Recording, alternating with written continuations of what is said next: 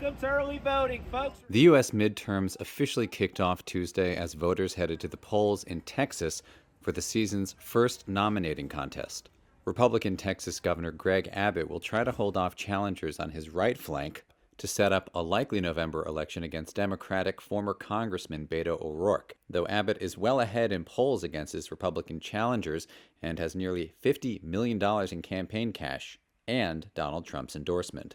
Voters will also pick their party's nominees for the U.S. House of Representatives and other statewide offices in what will be the first test of a wave of new restrictions on voting passed in response to Trump's false claims of election fraud. Republican lawmakers and Governor Abbott muscled sweeping new voting restrictions through the state legislature last year over objections from Democrats and civil rights groups. And in the past few weeks, election officials in several counties have reported an unprecedented number of rejected mail-in ballots due to new ID requirements. Such confusion is why some voters are changing their plans and voting in person Tuesday. No, I don't trust the mail process. It's corrupted now.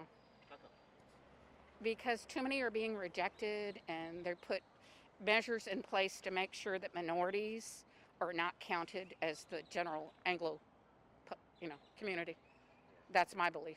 Abbott has pursued increasingly conservative policies during his second term, including opposing COVID-19 vaccine and mask mandates, signing the country's most restrictive abortion ban, and supporting a Mexico border wall.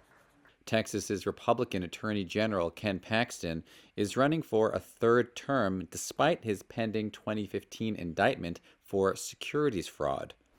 Paxton has denied any wrongdoing and has been endorsed by former President Trump.